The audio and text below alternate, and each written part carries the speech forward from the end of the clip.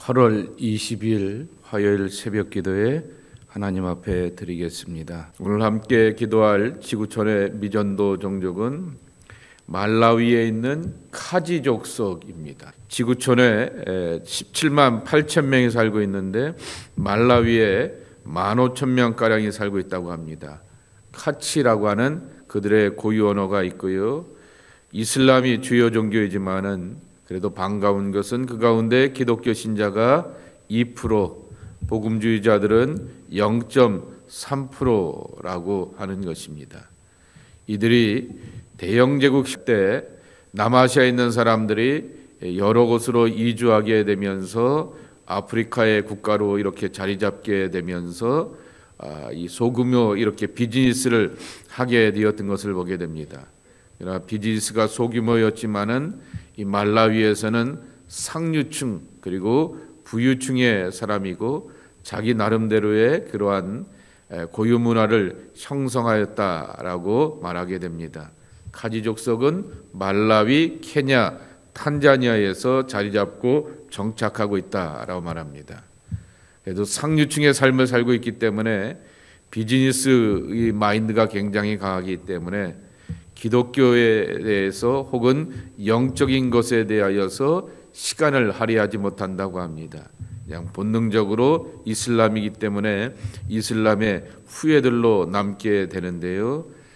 건강이나 어려운 문제를 만나게 되면은 그제서야 영적인 필요를 찾는다 말하게 되는데 이런 일을 만날 때마다 우리 크리스찬들의 기도와 간구 가운데서 하나님의 일하심, 예수의 능력이 나타나게 되어서 귀한 복음의 역사를 맺어갈 수 있도록 위해서 기도해 주시기 바랍니다.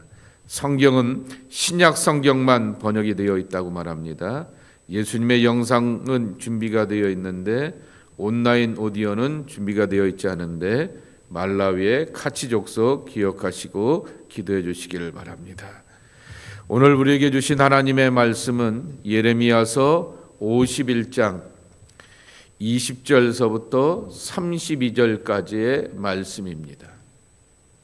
여호와께서 이르시되 너는 나의 철퇴 곧 무기라. 나는 내가 나라들을 분쇄하며 내가 국가들을 멸하며 내가 말과 기마병을 분쇄하며 내가 병거와 병거대를 부수며 내가 남자와 여자를 분쇄하며 내가 노년과 유년을 분쇄하며 내가 청년과 처녀를 분쇄하며 내가 목자와 그 양떼를 분쇄하며 내가 농부와 그 멍에소를 분쇄하며 내가 도백과 태수들을 분쇄하도록 하리로다.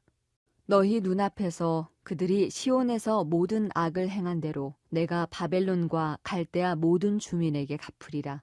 여호와의 말씀이니라. 여호와의 말씀이니라. 온 세계를 멸하는 멸망의 사나 보라. 나는 내 원수라. 나의 손을 내 위에 펴서 너를 바위에서 굴리고 너로 불탄 산이 되게 할 것이니 사람이 내게서 진 모퉁이 돌이나 기초돌을 취하지 아니할 것이요 너는 영원히 황무지가 될 것이니라. 여호와의 말씀이니라. 땅에 깃발을 세우며 나라들 가운데에 나팔을 불어서 나라들을 동원시켜 그를 치며 아라랏과 민니와 아스그나스 나라를 불러 모아 그를 치며 사무관을 세우고 그를 치되 극성스런 메뚜기같이 그 말들을 몰아오게 하라. 뭇 백성 곧 메대 사람의 왕들과 그 도백들과 그 모든 태수와 그 관할하는 모든 땅을 준비시켜 그를 치게 하라. 땅이 진동하며 소용돌이 치나니 이는 여호와께서 바벨론을 쳐서 그 땅으로 황폐하여 주민이 없게 할 계획이 섰음이라. 바벨론의 용사는 싸움을 그치고 그들의 요새에 머무르나 기력이 쇠하여 여인같이 되며 그들의 거처는 불타고 그 문빗장은 부러졌으며 보발꾼은 보발꾼을 맞으려고 달리며 전령은 전령을 맞으려고 달려가 바벨론의 왕에게 전하기를 그 성읍 사방이 함락되었으며 모든 나루는 빼앗겼으며 갈대밭이 불탔으며 군사들이 겁에 질렸더이다 하리라. 계속해서 이제 51장, 52장 이번 주가 이제 예레미야가 마무리가 되게 되는데요. 아주 이 바벨론의 멸망에 대하여서 짧게 이렇게 쪼개 놓아서 좀 도전하게 되는 그러한 말씀입니다. 계속해서 반복되는 그러한 말씀이기도 하게 되지만은 하나의 이렇게 하나님의 심판에 대하여서 기억하며 그 심판의 흔적 가운데서 구원하시는 하나님의 위대한 계획도 함께 볼 줄 아는 믿음의 눈이 필요하게 됩니다. 여기 20절 말씀에 보게 되면은 여호와께서 이르시되 너는 나의 철퇴 나의 무기라 이렇게 말하게 됩니다. 여기서 말하는 너가 어딜까라고 하는 것입니다. 성사학자들이 둘로 갈라지게 됩니다. 여태껏 바벨론이 이스라엘과 더 정확하게 표현하면 남유다와 이집트와 주변의 모든 나라를 점령하고 지배하게 되었던 하나님의 철퇴였다라고 하는 것입니다. 근데 지금은 계속해서 바벨론의 멸망과 심판을 말하고 있지 않습니까? 그러기 때문에 이 바벨론의 심판에 대해서 말할 때 너는 누구냐라고 하는 것이죠. 우리는 역사적인 정황을 통하여서 파사 제국 페르시아를 기억하게 되고 고레스 왕을 황제를 기억하게 되는 것이죠. 그래서 너는 하나님의 부르심을 따라서 필요 따라서 쓰임받는 그러한 나라들을 말하게 되는 것입니다. 다시 변하게 되면은 과거에는 아수르가 북이스라엘을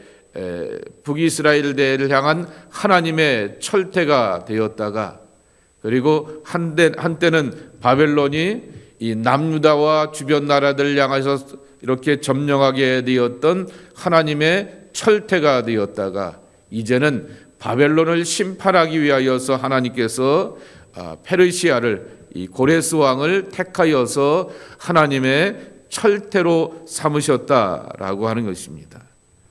여태껏 이렇게 일어나게 되었던 모든 나라들이 천년만년 이루어지는 것이 아니라 바로 때가 되면은 성장을 하게 되었다가 때가 되면 쇠퇴를 경험하게 되는데 그 과정 가운데서 하나님이 주관하신다라고 하는 것입니다. 결국 철퇴 하나님의 무기라고 하는 것은 이 주변에 있는 모든 나라들이 결국 하나님의 도구로 사용되는 나라이다라고 하는 것입니다. 유다도 이스라엘도 하나님의 도구였다가 심판을 경험하게 되고 나라의 멸망을 경험하기도 하게 되었고 그리고 바벨론도 페르시아도 그렇게 일어났다가 망하게 되고 또 여러분 아시는 것처럼 역사적인 정황 가운데서 그리스와 로마가 일어나게 되어서 하나님의 철퇴로 사용되기도 하였다라고 하는 것입니다. 다시 표현하게 되면은 예루살렘은 영원하다 거짓말입니다. 예루살렘 성전도 영원하다 거짓말입니다. 영원한 분은 하나님밖에 없는 것이고요. 인간이 교만하게 되고 타락하게 되고 우쭐하게 되면은 하나님은 언제든지 버리시고 떠나시고 요한계시록의 표현대로 한다면 촛대를 옮기시는 것이죠. 하나님의 거룩과 하나님의 영광과 하나님의 임재가 함께하게 되면은 무기력한 나라가 되고 수치스러운 나라가 되게 됩니다. 그러나 하나님께서는 하나님의 필요와 목적을 위하여서 하나님의 도구들로서 세상의 모든 나라들을 사용하실 수가 있다라고 하는 사실을 우리에게 들려주고 있는 것입니다. 선지서에 보게 되면은 요나 선지서에서는 아수르에 대하여서 칭찬하게 되고 그들의 구원에 말하게 되지만은 다른 선지서에 보게 되면은 아수르의 심판과 멸망을 말하기도 하는 것입니다. 그래서 사람들은 헷갈려합니다.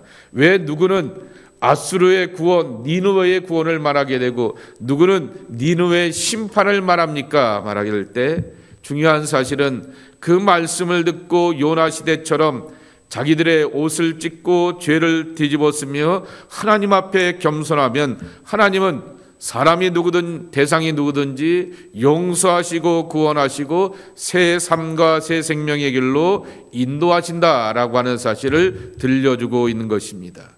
저와 여러분에게도 개인에게도 마찬가지로 적용될 수가 있을 것입니다. 권력을 가졌으니 천년만년 이루어질 것처럼 교만하고 우쭐하며 그리고 하나님 없이 살아가고 선택하며 판단하는 삶에는 하나님의 떠나가시고 심판밖에 없지만은 날마다 갈급하고 목말라하며 하나님의 은혜를 구하는 인생들 가운데 하나님은 귀히 여겨주시고 긍휼히 여겨주셔서 하나님의 도구와 하나님의 일꾼으로서 친히 사용하여 주신다라고 하는 것입니다. 여러분 모두는 하나님의 선한 도구로 쓰임받는 하나님의 사람들 되길 축복합니다. 날마다 목말라하고 갈급해하며 하나님 없이는 내 삶을 굳게 세우고 지탱할 수 없습니다 라고 하는 겸손과 갈급함이 하나님 앞에서 쓰임받는 인생으로 나가는 귀한 축복 되기를 축원합니다. 두 번째로는 여기 보게 되면은 분쇄한다라고 하는 단어가 9번 쓰이게 됩니다. 20절에도 분쇄, 21절에는 2번씩이나 27절에도 분쇄, 22절에 보게 되면은 3번씩이나 분쇄라고 하는 그러한 단어가 쓰여서 이렇게 9번이나 분쇄라고 하는 이러한 단어를 쓰게 되는데요. 히브리어로 보게 되었더니 나바츠라고 하는 단어입니다. 그 말의 뜻은 산산이 부숴버린다라고 하는 그런 뜻이기도 합니다. 그리고 영어로 표현하게 되면 스캐터입니다. 흐트러버린다라고 하는 그러한 뜻을 담고 있는 것입니다. 하나님께서 역사의 주관자가 되어 주셔서 모든 대상들을 향하여서 바벨론의 모든 대상들을 향하여서 그렇게 다 부숴버린다라고 하는 그러한 뜻을 담고 있다라고 하는 것입니다. 그러니 하나님의 심판이 얼마나 철저하고 가혹한가라고 하는 것이죠. 다시 변하게 되면은 맷돌의 하나님이라고 하는 것입니다. 맷돌 밑에 들어가게 되었던 콩이나 맷돌 밑에 들어가게 되었던 여러 곡식이 살살 돌리게 되면서 철저히 빠지게 되는 것처럼 하나님께서 그렇게 하나님의 맷돌 아래 우리를 들려두게 되면은 그렇게 빠지게 되고 흩어지게 되면서 분쇄되게 된다라고 하는 삶을 말씀하여 주고 있는 것입니다. 또 한 가지 오늘의 말씀 속에서 보아야 될 것은 25절입니다. 여호와의 말씀이라 온 세계를 멸하는 멸망의 사나 보아라 나는 내 원수라 그랬습니다. 온 세계를 멸하는 멸망의 사나 그랬습니다. 어떤 대상이 하나 있게 되는데 그것은 산이라 이렇게 표현하게 됩니다. 그리고 그것을 향하여서 멸망의 산이다 말하게 됩니다. 여러분 여쭤볼게요. 북미에 잘 사는 집들은 도시에 있든가요? 한갓진 도로망이 없는 데 있든가요? 없는 데 있죠. 예. 큰 도시에 가보게 되면은 샌프란시스코도 가보게 되었는데 친구가 자기가 다녔던 신학교에 여기 신학교가 이렇게 외진데 있다 그랬더니 동네가 비싸서 그래 그러더라고요. 처음 미국에 왔을 때 그 얘기를 하더라고요. 동네가 비싸서 그래 하더니 샌프란시스코 신학교라고 하는 유명한 장로교 신학교가 있는데 그 신학교가 굉장히 해안가에 끼고 언덕 위에 산속에 깊이 숨어져 있게 되는데 그 동네가 굉장히 비싸다라고 이렇게 말하게 됩니다. 동네마다 잘 사는 사람 동네는 그렇게 높은 언덕 위에 있게 됩니다.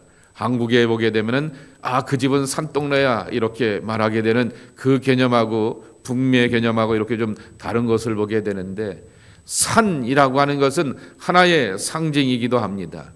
그 산을 끼고 있게 되면서 앞에 강을 끼거나 호수를 끼게 하면서 그렇게 배산임수의 지리를 잡고 있게 되는 것처럼 산이라고 하는 것은 하나의 큰 도시, 상징적인 그러한 도시들을 향하여서 표현할 때 이런 말을 쓰게 되는 것을 보게 되는데 그 산들을 향하여서 멸망의 산아 그랬습니다. 너는 불탄산이 될 것이다 라고 말하게 됩니다. 멸망의 도시요 멸망의 이렇게 불탄산이 될 불탄 도시가 될 것이다 라고 하는 말로도 이렇게 의역하여서 해석할 수가 있을 것입니다. 뭐 때문에 그럴까요? 나는 내 원수라 그랬습니다. 여기서 나는 하나님입니다. 그리고 하나님의 원수가 되니 멸망의 도시가 될 수밖에 없고 불탄 도시가 될 수밖에 없다라고 하는 것입니다. 저와 여러분에게 하나님은 뭐죠? 아버지가 되셔야 되죠? 아닌가 봐요. 반응들이 없으신데 아버지가 되어야 됩니다. 나의 목자가 되어야 됩니다. 나의 사랑이 되어야 됩니다. 호세아의 표현대로 간다면 나의 신랑이 되어야 하는 것이고 나의 영원한 그러한 하나님으로서 나를 붙들어 주셔야 한다라고 하는 것입니다.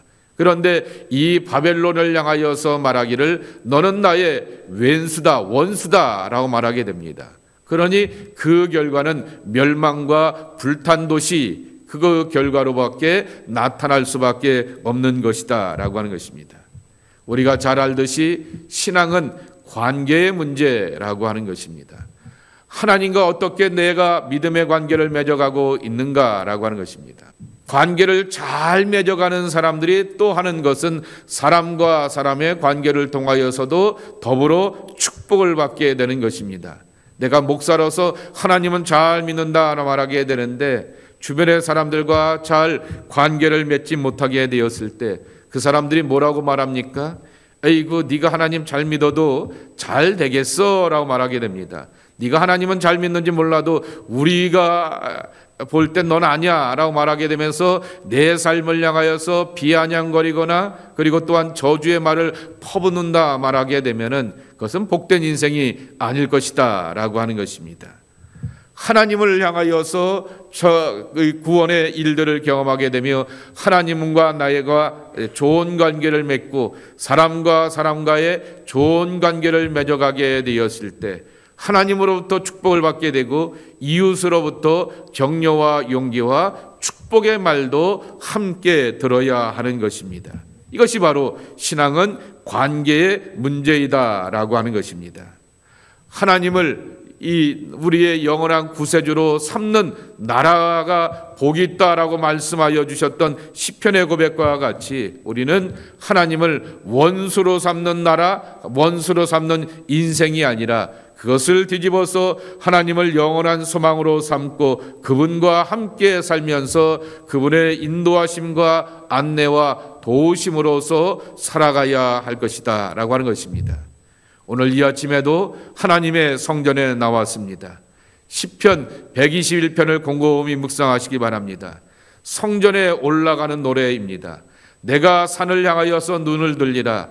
나의 도움이 어디서 올꼬? 나의 도움이 천지를 지으신 여호와에게서로다 라고 고백하고 선포하듯이 나를 돕고 나를 구원하시고 나를 붙들어 주시며 내 삶을 지탱하실 분은 여호와 하나님 한 분밖에 없습니다 라고 하는 그 고백을 하면 할수록 하나님이 가장 좋아하십니다.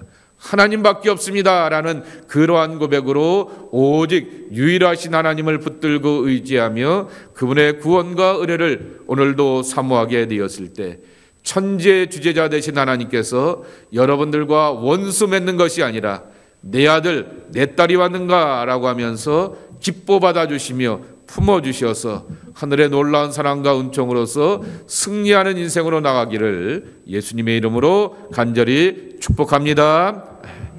하나님 아버지 감사합니다. 오늘도 하나님의 도구로 사는 인생이 되길 원합니다.